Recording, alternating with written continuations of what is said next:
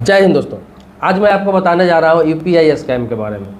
देखिए, खास तौर पर मैं दुकानदारों को बता दूँ और जितने भी लोग फ़ोन पे, पेटीएम, गूगल पे इस्तेमाल करते हैं उन लोगों के लिए बता दूँ। इसके अलावा किसी भी कंपनी का यूपीआई आप इस्तेमाल करते हैं, ऐप इस्तेमाल करते हैं, तो आपको सतर्क रहने की ज़रूरत है।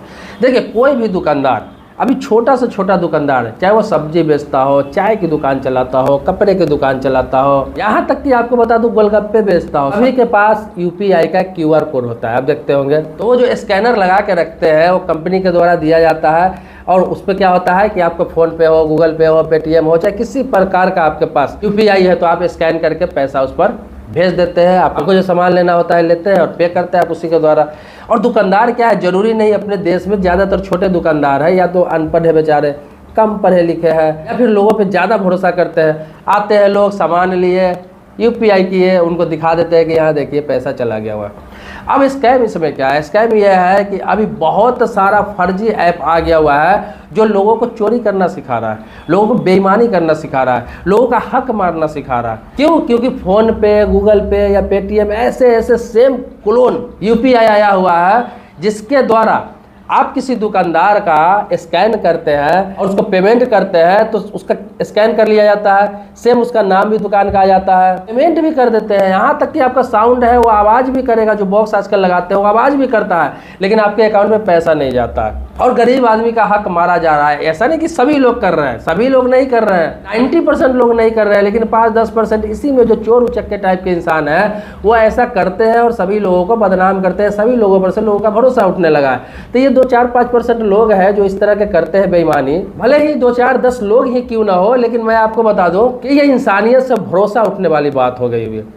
अब कोई गरीब आदमी को आप स्कैन कर देते हो, उसको दिखा देते हो, उसका आवाज़ भी कर जाता है, आप दिखा देते हो कि पैसा चला गया हुआ है, उसका 100 रुपये का सामान, 200 रुपये का सामान या 500 रुपये का सामान आप लेकर चले जाते हो। इससे भले ही तुम्हें लगता होगा कि अभी फ़ायदा हो रहा है, लेकिन भविष्य में तुम्हें कभी बहुत बड़ा इसका जाना चुकाना पड़ सकता है। इस पर बाद में आएंगे। सबसे पहले मैं आपको बता दूँ, जितने भी दुकानदार हैं, चाहे छोटे दुकानदार है, बड़े दुकानदार है, किसी प्रकार का दुकानदार है, भाई साहब, दुकानदार ही जो होता है, बिजनेस होता है, ये भरोसे का चीज़ नहीं होता है।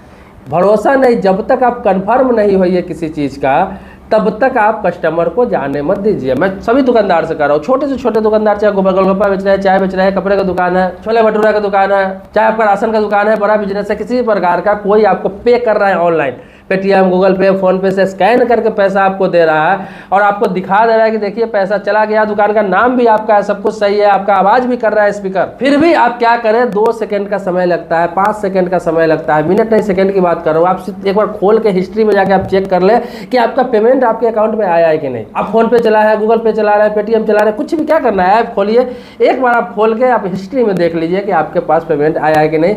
वहाँ आ गया तब तसल्ली कर लीजिए। आपको बता दूँ, इसके लिए कई जिलों के प्रशासनिक विभाग ने व्याप्त वीडियो जारी करके लोगों को आगाह किया है, आगाह कर रहे हैं, व्याप्त लाइव वीडियो दिखा रहे हैं। कई चोर ऐसे उचक्के पकड़े भी गए हैं, लेकिन फिर भी मैं देखता हूँ, आमतौर पर देखता हूँ, मैं भी बहुत जगह पे किया हूँ, दुकानदारों को पे कर दो आप और उसका आवाज़ करता है, बोलेगा जाइए हो गया। मैं तो स्कैन भी दिखाता हूँ, देखिए आपके पास पैसा चला गया, वो बोलता है कि नहीं कोई नहीं। इतना भरोसा करते हैं, ठीक है, अच्छी बात है, भरोसा करना चाहिए, लेकिन भाई साहब मत करिए भरोसा। मैं कह रहा हूँ मत करिए भरोसा, अगर ईमानदारी से आपको बिजनेस चलाना है तो। अन्यथा आप तो ईमानदार रहेंगे, लेकिन अगला ईमानदार रहेगा नहीं रहेगा इसकी कोई गारंटी नहीं है। आपके पास 100 ग्राहक आते हैं, ठीक है, 99 सही है, लेकिन एक गलत आ जाएगा तो जो 99 रुपये आप कमाए हुए होंगे वो शाम को आपको एक बार में निकल जाएगा। एक बंदा ही आपका मुनाफा लेकर चला जाएगा और आपको एहसास भी नहीं होगा।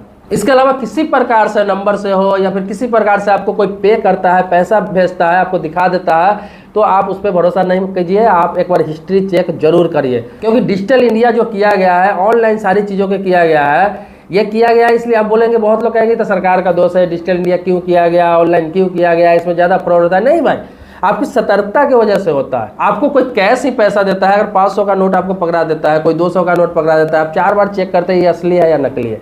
कोई थोड़ा सा फटा हुआ नोट देता है, आप वापस कर देते हैं कि भाई ये नहीं चलेगा। कोई गंदा नोट होता है, कोई नकली नोट होता है, आप चेक करके वापस कर देते हैं। इसके लिए आपके पास तो पूर्ण टाइम होता है, 2 मिनट, 4 मिनट, 5 मिनट दे देते हैं। लेकिन आप 5 सेकंड 10 सेकंड में ऐप खोल के ये चेक नहीं कर सकते हैं कि मेरे पास पेमेंट आया कि नहीं। इतना भी आलसी दुकानदार को नहीं होना चाहिए। जिस तरह आप बार बार नोट चेक करते हैं, फिर पैसा देता है, फिर पैसा चेंज वापस करते हैं, आप कोई 100 का सामान लिया 500 का नोट दे दिया, काउंटर में रखते हैं, पैसे गिनते हैं, फिर उसको वापसी करते हैं, इसमें काफी प्रोसेस में समय लगता है। आप देखते होंगे दुकानदार है तो आपको पता होगा 2 मिनट 3 मिनट 4 मिनट 5 मिनट भी आपका समय लग जाता है कस्टमर में।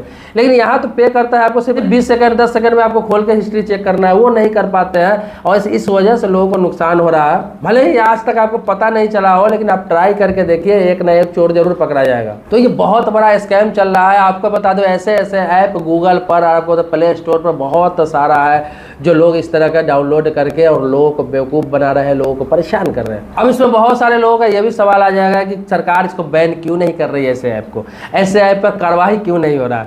मैं आपको बता दूं कि कार्रवाई होती है, लेकिन जब तक पता चलता है कार्रवाई होती है तब तक तो स्कैम हो चुका होता है।